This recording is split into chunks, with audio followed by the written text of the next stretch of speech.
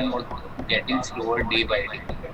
तो इस सिनेरियो को एक दफ़ा और रीड कर लें तो मूविंग फॉरवर्ड, और इसमें क्या क्या इम्पोर्टेंट पॉइंट्स हैं जो हमारी डायग्नोसिस की तरफ जा रहे हैं, जो हमें ट्रीटमेंट की तरफ बता रहे हैं.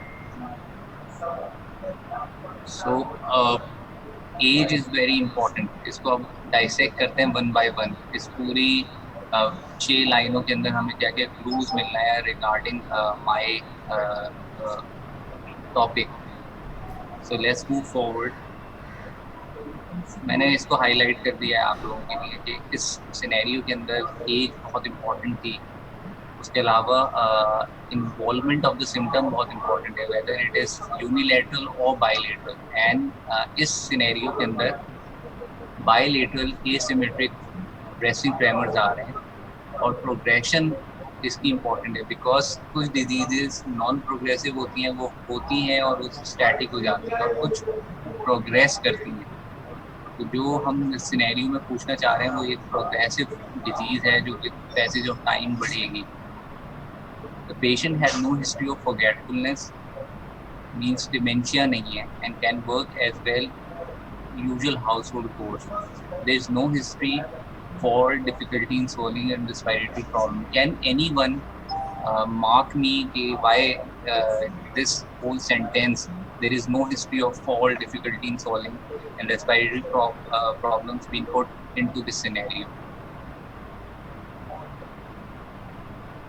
ये इसलिए इम्पोर्टेंट है, इसने कुछ रेड फ्लैग साइंस को एक्सक्लूड किया है जो कि इस पर्टिकुलर डिजीज में जो डिस्कस हो रही है सिनेरियो में नहीं आती initially.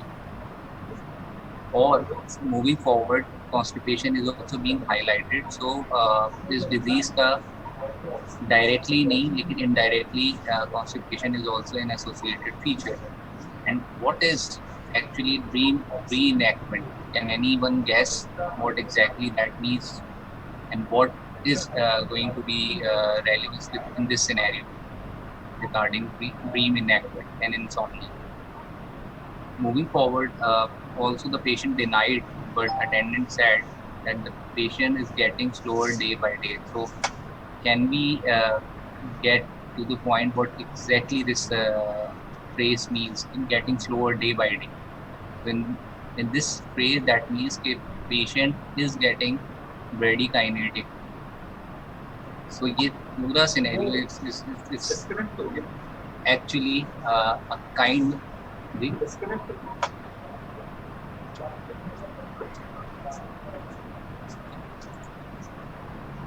so this actually scenario is typically kind of a very idealistic patient जिसको वो तमाम चीज़ें हैं जो कि हम डायग्नोसिस को कंप्लीट करते हैं. So the diagnosis is Parkinson disease. अब हम फर्दर इस सिनेरियो के साथ डिफरेंट चीज़ों को इवेल्यूएट करेंगे. Moving forward, so the Parkinson disease is the second most neurodegenerative disorder which is very common, only next to Alzheimer disease. Also, the prevalence of Parkinson's disease in industrialized or developed countries is around 0.3% of the entire population, but about 1% of the people over 60 years of age have Parkinson's disease. So that means कि age जैसे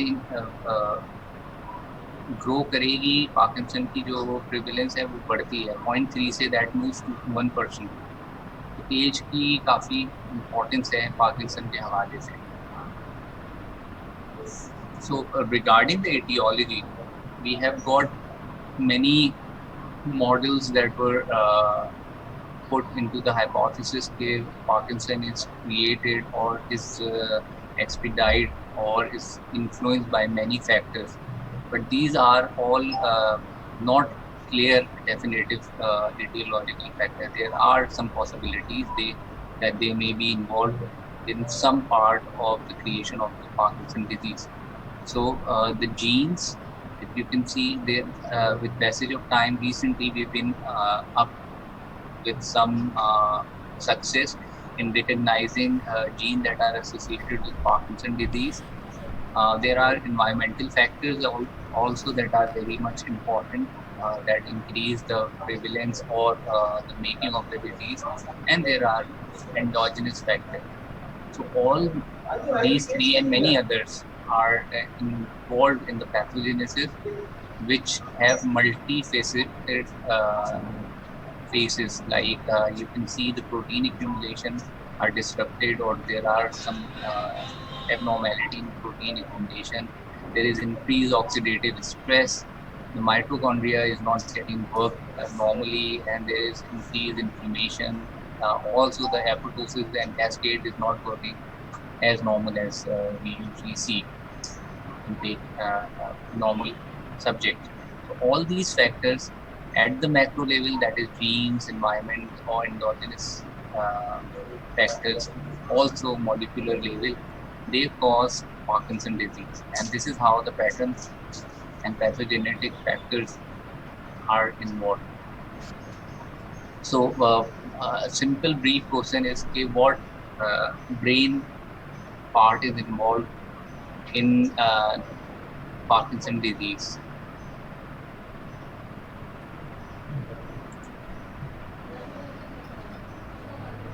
So moving forward to the next slide will be involved.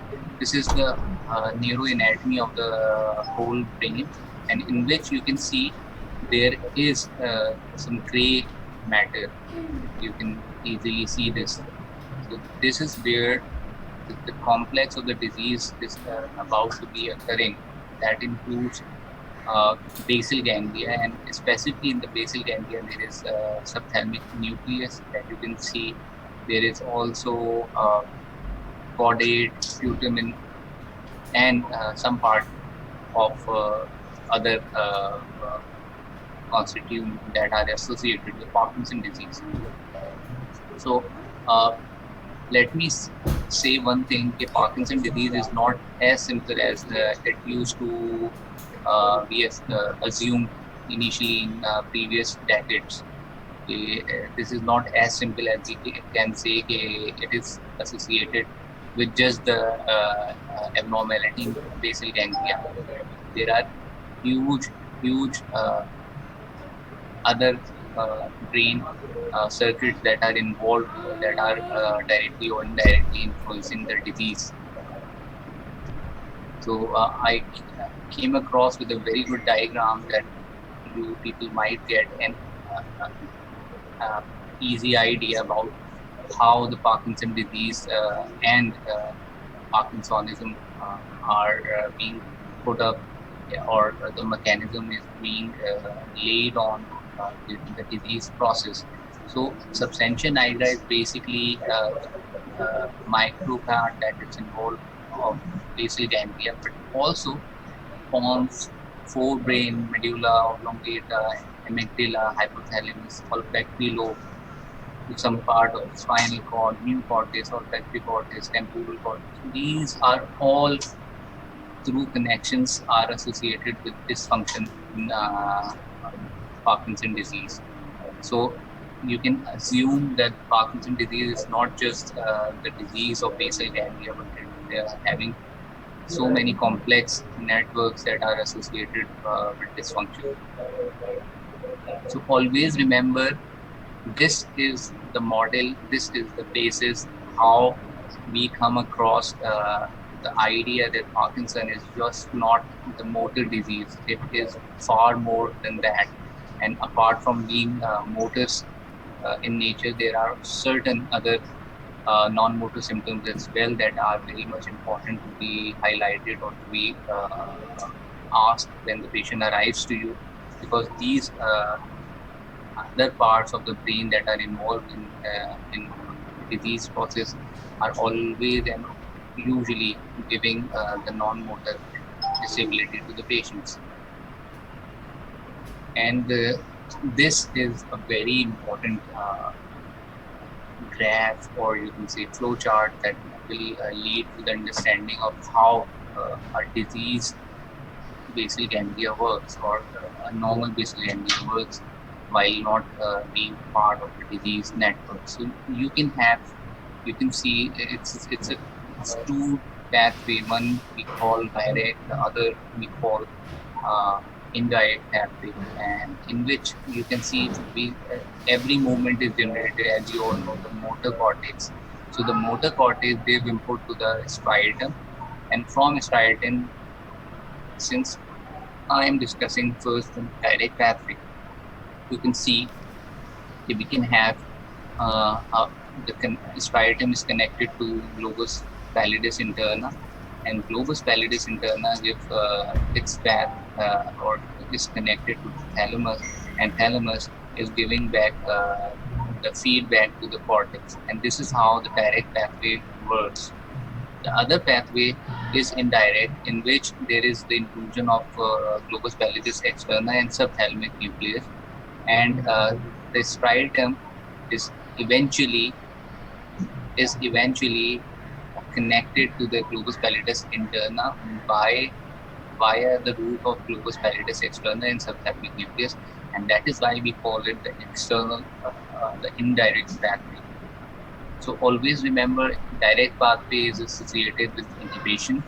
You can see red marks, and the indirect pathway is associated with excitation. So if I on a model, on a very ideal model, stimulate the direct pathway, you can see the excitation of the movement. And what happens if indirect pathway is excited? So it will lead to excitation. So that's very important. Always remember one thing: indirect is not for inhibition, direct is for inhibition. So moving back towards our disease and the clinical feature, initially it was assumed that Parkinson's disease is just the motor disease, and then only the motor symptoms are being highlighted or worked on. But later on, with passage of time, we came across that there are certain huge sets of symptoms that patients come across, and that have linkages to the Parkinson disease. And that is just because Parkinson disease is not the disease of just the basal ganglia, but the motor cortex, olfactory lobe, and many other brain parts that are associated and that are responsible for the non-motor symptoms. So for the sake of convenience, I just divide the symptoms in motor and non-motor. So you have seen a certain important feature of the disease, and that is if you can see the tremors at rest should be there, the bradykinesia, rigidity, loss of postural reflexes, flex posture, and freezing. So these are the 6 signs that you can include as motor symptom, and that may or may not be present. But usually every signs are present during some stage of the Parkinson's disease. So let me revise it. We have got tremor, bradykinesia, rigidity, flex, posture, loss of postural responses, that is freezing.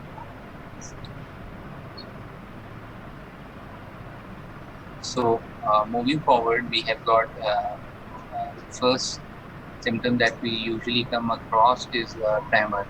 And tremor in Parkinson's disease is usually the rest tremor. However, other tremors are also being seen, but they are to an extent in a very lesser percentage. So mostly rest tremor has got some frequency of about 4 to 6 hertz. In hands, they are usually appear as pin rolling tremors, which you usually been familiar with. And in the head region, the tremor mostly involve the lips, chin, and jaw. But this head region tremors are usually in appear in a patient with advanced Parkinson's disease. So this is very much important.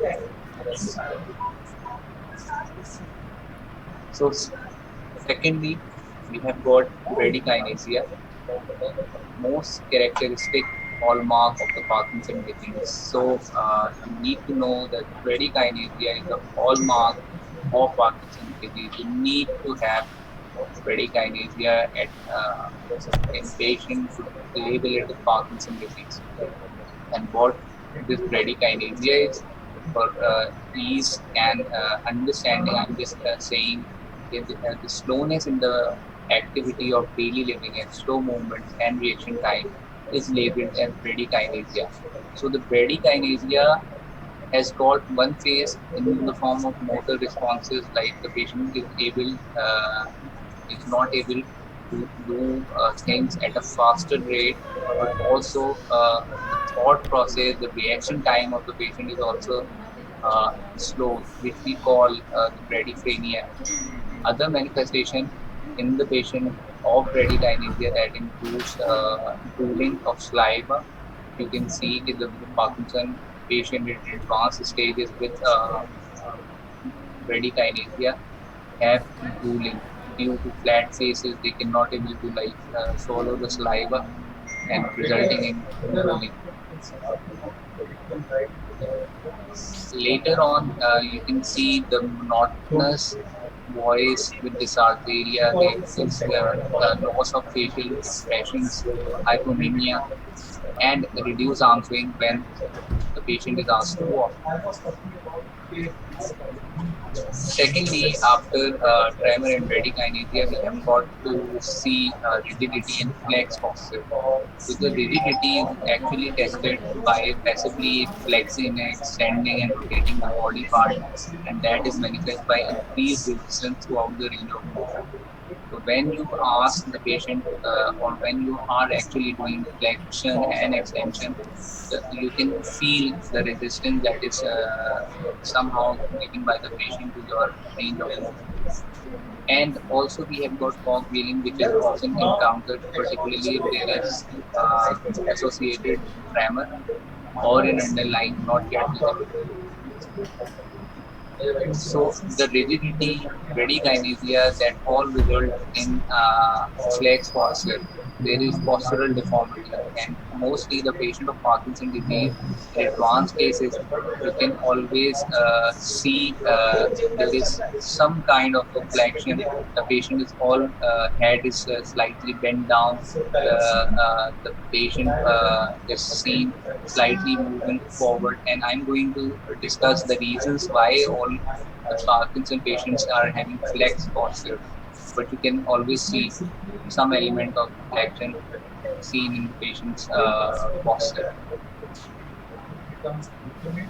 Also, if you can see, uh, we have got lots of postural responses, right?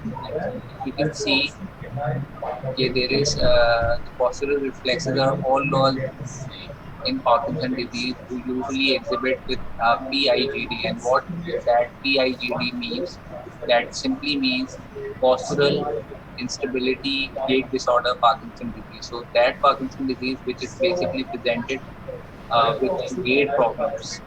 So many patients with postural instability, particularly when associated with flex frontal posture, camptoformia, and fascination.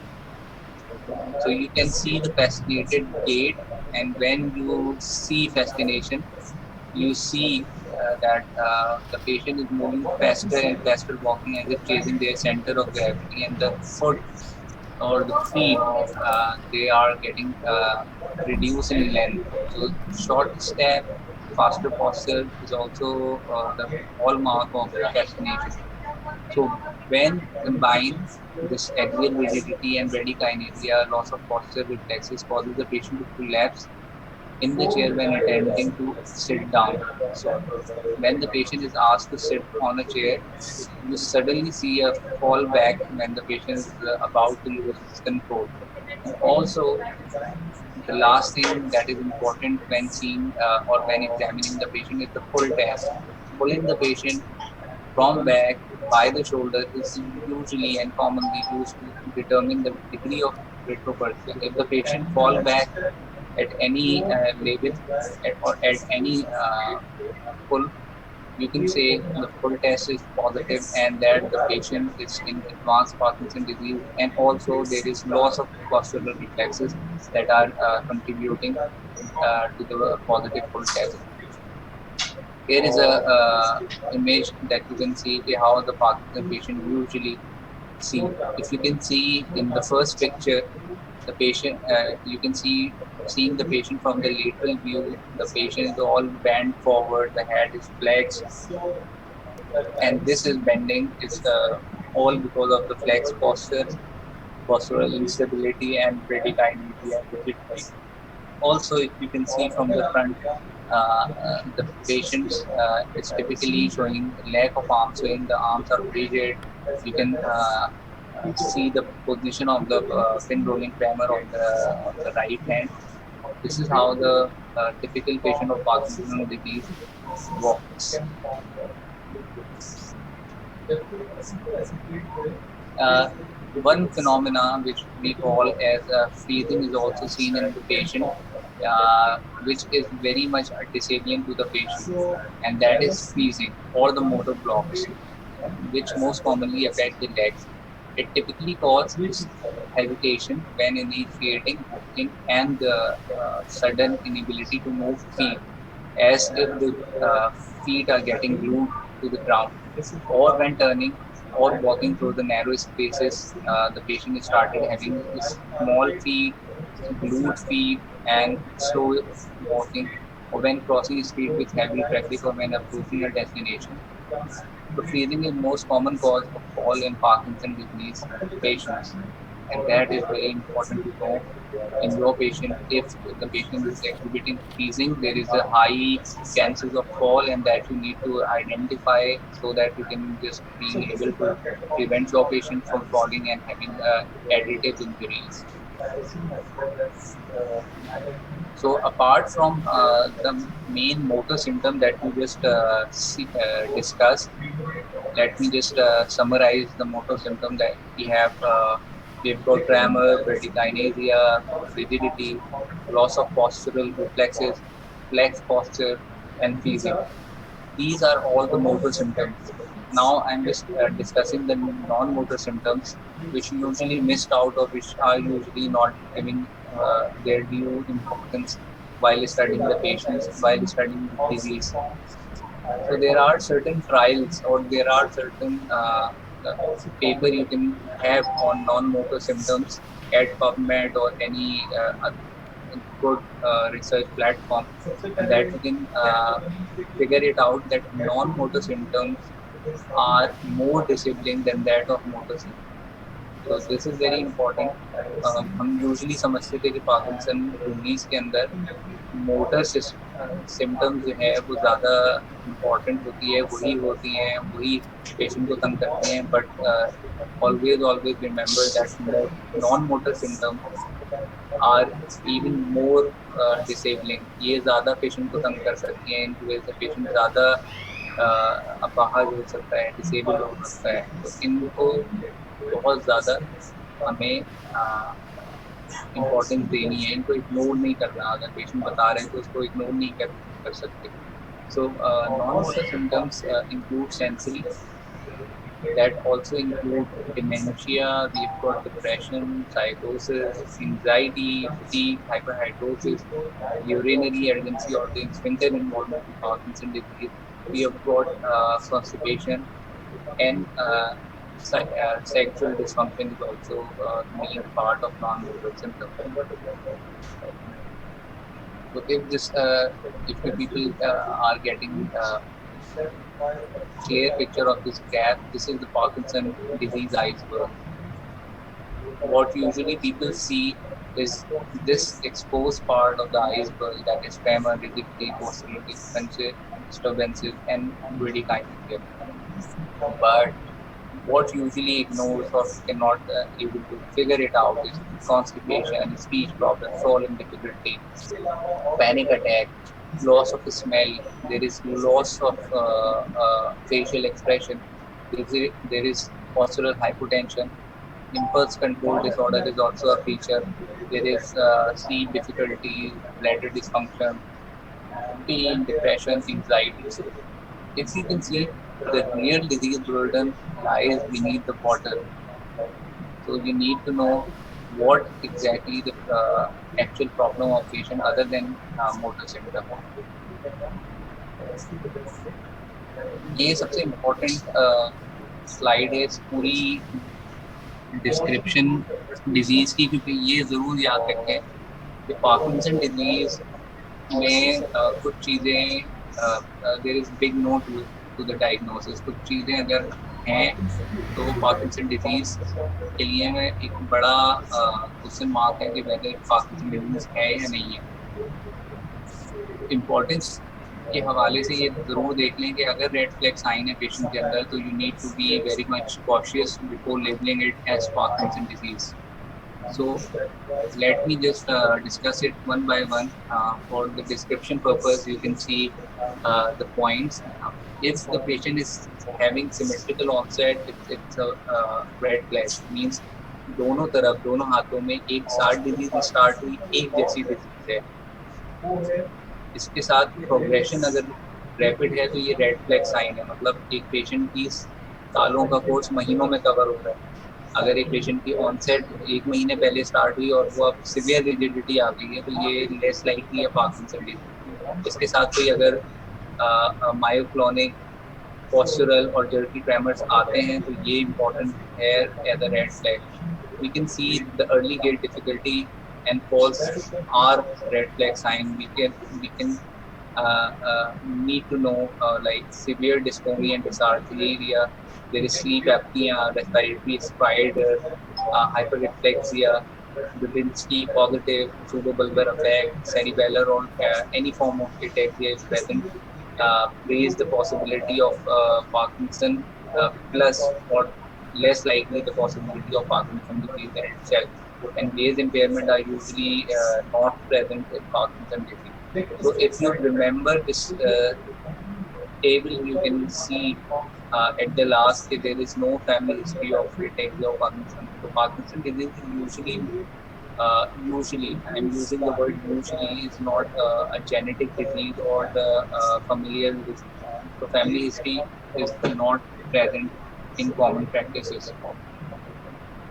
So हम अब तक हम लोगों ने aetiology cover कर ली, एक scenario discuss कर लिया कि उसमें क्या क्या चीज़ें हमने देखनी थी और सोचनी थी। तो फोकस एग्जामिनेशन जो पार्किंसन डिजीज का होता है तो उसके अंदर हमें ट्रेमर को ज़रूर एग्जामिन करना है। Tremor we can see in hands, they may occur in leg, lips, jaw और tongue. We need to see the bradykinesia, the amount and severity of bradykinesia. Patient may feel tired because of being slow, uncoordinated, or weak. And bradykinesia include dragging the leg, shuffling, feeling unsteady. They all coming up under the label of bradykinesia. We can also have to see in examination a Parkinson disease patient for rigidity, which I already discussed, is increased resistance to the passive range of motion. So we have been able to see multiple type of rigidity. We can see the cogwheeling, we can see the lead pipe rigidity, and it can affect any part of the body, and this may lead to an additional contribution to the pain and stiffness. And always remember that Parkinson disease usually starts from one side, then spread to the other. So again, the Parkinson disease is usually progressive and asymmetric. And by asymmetric, we means one side is more severely affected to the other side.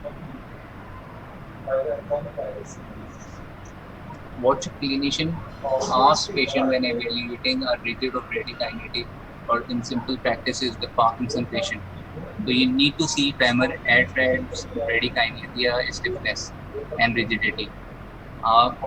The patient either tell you, or you can see during the examination, if the patient is bedbound, that there is difficulty in turning over in the bed, and change in posture. As I already discussed with you that there is postural deformities like flex posture. The picture was very clear to get to an idea how this Parkinson patient looks like. There is also decreased volume of speech as a manifestation of bradykinesia, along with micrographia and drooling of saliva over the mouth. We can see as a feature of bradykinesia. So, as it was already discussed, the Parkinson disease patients' tremor are seen on limbs. They should be asked, the patient should be asked for some distraction so that you can have a clear idea how the tremor behave. For example, if the tremors are like getting uh, increase in amplitude during the distraction, that means the patient is having severe disease or there is some functional overload. So you can have clear idea while applying mental calculation to the repetitive movements. Later on, you can see there is a problem of decreased eye blinking, diminished facial expression, and you can see the examiner is doing the glabellar tap into the patient. This is how you assess or you see bradykinesia and rigidity in the patient's appendicular limbs like hands or feet. In hands, you can see the first diagram, that is the tapping of the finger. You can ask the patient to tap the finger in this pattern, and you can see the marked slowness or the tremor during the movement. Also, you can ask the patient to have feet tapping, which you may be able to come to the conclusion that the patient is having bradykinesia. तो जब हम लोग final years में थे तो ये diagram बहुत helpful होती थी चीज़ों को मेमोराइज करने में, आइडिया बनाने में, concept बनाने में. So I'm just sharing this whole diagram with you. You can see how the Parkinson disease patient has so many complaints and signs and symptoms that are contributing to the disease. Have a look on this diagram. You can have head to toe. What we usually do, okay, discuss the Parkinson patient symptoms from head to toe. So you have a wide range of characteristic complaints by the patient, and you need to have some idea how you will going to help the patient in alleviation of the symptom. So patient आ गया आपके पास क्या choices है? तो remember, the diagnosis of Parkinson disease is purely clinical.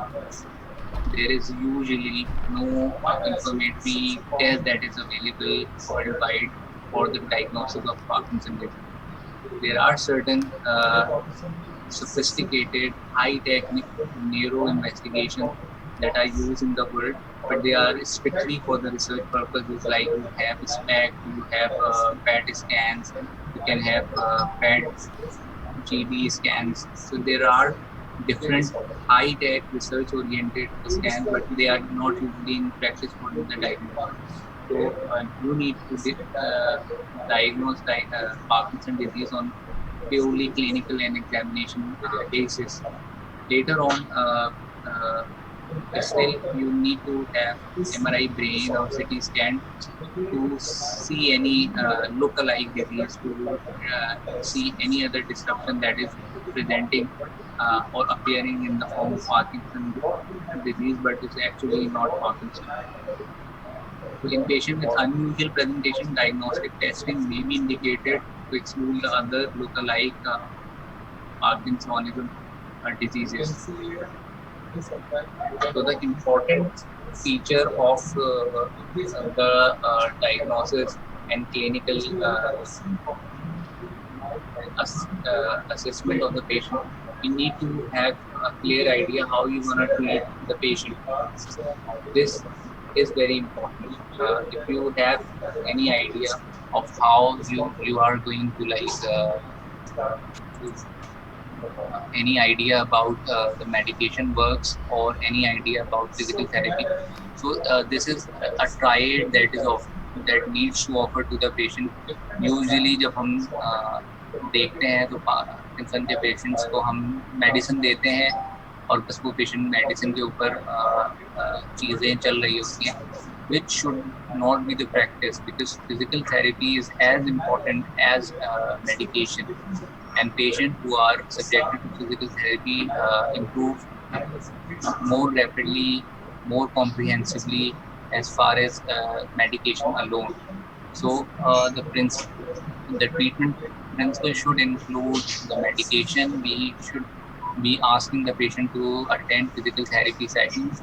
And last but not the least, there is also the surgical treatment of the patient as well. So, while asking for any medicine or physical therapy, the principal goal that you all people must understand is to encourage your patient to remain active and mobile. Disease को इतना ज़्यादा लेके conscious नहीं होना कि अपने कामों के उसमें जो है वो इंटरप्शन आ रही हो, मुदाखलत हो रही हो डिजीज़ की वजह से, और आप बिल्कुल घर पे पेशेंट को बैठा देंगे, ये आपको डिजीज़ है, आप आराम करें. You need to ask the patient to be as active as possible.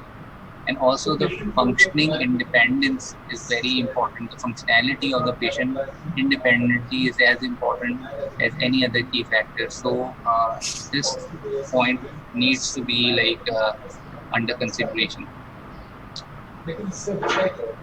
So the important medical management of the Parkinson disease depends on what you are going to offer to the patient.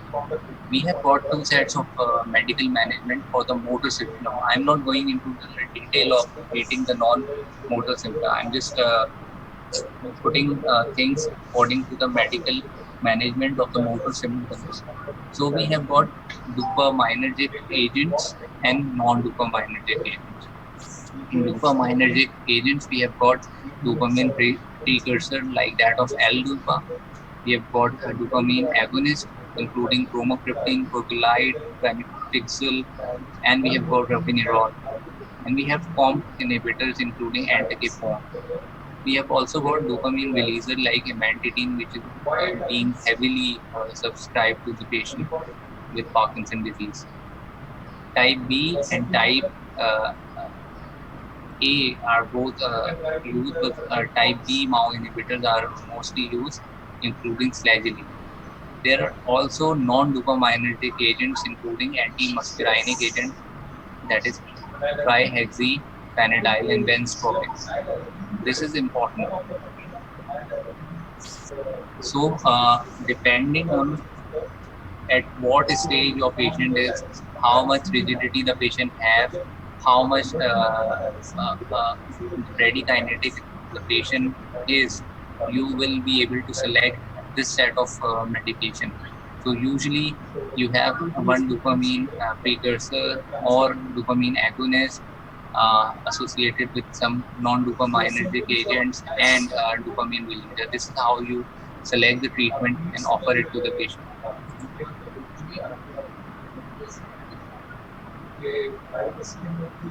Also, the important thing is that इन तमाम medication के अपने side effect भी हैं जो हम carry on करेंगे, patient को inform करेंगे और वो पेशेंट को ज़रूर बताएंगे, सो दैट कि with passage of time patient के ट्रीटमेंट के साथ रिस्पॉन्सेज भी देखे जाएँ और साइड इफ़ेक्ट प्रोफाइल को भी हम लोग इम्पोर्टेंटली डिस्कस कर सकें. सो have you got any idea what surgical treatment are for Parkinson disease? और सर्जरी भी हो सकती है या नहीं हो सकती? So you can comment on the chat if the surgery is possible, if surgical treatment is given in Pakistan or worldwide. Any idea? सही है. I guess possible is a very good answer. जब आप समझ ना आए तो उसमें आप ये कह सकते हैं कि पॉसिबिलिटीज है. तो there is always possibility for any treatment. तो deep brain stimulation is the surgical approach for the patients of Parkinson disease, and this is being done worldwide since 2002 or 2004, and it's been 16 or more years with this technique that is being done. In Pakistan, it's being done on very small scale for last 2 to 3 years. The reason being the cost of this treatment. Any idea how much this cost to the patient? Deep brain stimulation की cost क्या होती है? और anyone aware कि पाकिस्तान में सुना हो कि deep brain stimulation किसी patient का हुआ हो, Parkinson के patient? All right, very expensive is not an answer. Any idea how much the expensive is expensive in terms of deep brain stimulation?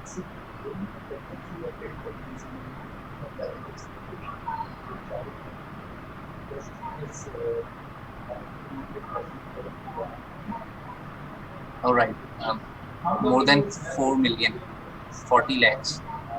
This was the price in last January when we were able to working on the DBS patients in Karachi, so around 40 million. So it's a huge cost. Not every patient can afford it. Not every patient is the candidate of DBS itself, despite of the fact that patient can afford it or not. Every patient is not to be offered a deep brain stimulation. So there is huge selection criteria. Uh, Anyone who's interested, he or she might discuss it, get update how we being able to do DBS or advising the patient for DBS. So DBS से हटके हमें अभी फिलहाल तो अपने patients को medical management पे रखना होता है एंड इन्हीं मेडिकल मैनेजमेंट को बहुत अच्छा हमें पेशेंट्स को एडवाइस करना होता है कि किस तरह से जो है वो पेशेंट के साइड इफेक्ट मिनिमल रहे, डिजीज की सिवियरिटी मिनिमम रहे, उसकी फंक्शनैलिटी मैक्सिमम उस पर रह सकती है. This is very much important. Well, DBS is not curative. All the treatment of Parkinson disease up till now worldwide is not curative. All that offered to the patient is the disease control, whether with medication or whether it's from the surgery point of view.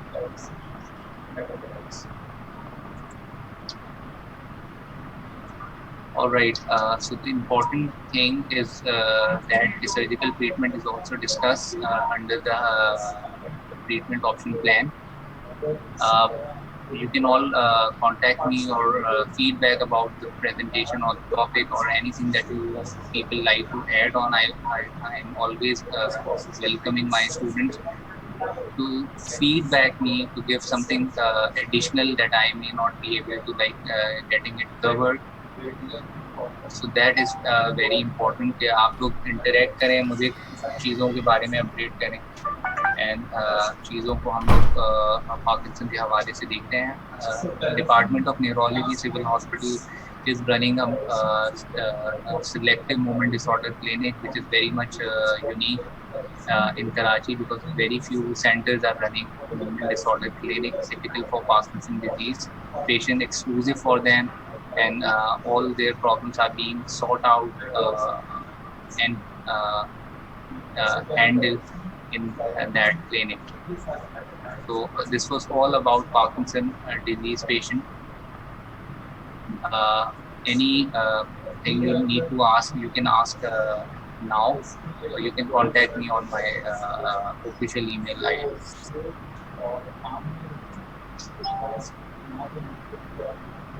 जी, जो Michael J. Fox था, that was pretty much unique in a case that he was diagnosed at a very early age. So at that point, he was very surprised that Parkinson disease is understood or assumed is a disease of old age, but it was not. So at that point of view, the whole research was done कि why young onset Parkinson disease is even exist. So बहुत ज़्यादा research इस बारे में भी हुई और we came to know multiple other etiologic factors which are actually playing into the young onset Parkinson disease. Even in our OPD, we are seeing many patients that are associated with young age, and they are getting treated and they are somehow the disease are controlled on dopamine agonism. And any other question that you people like to ask? Another important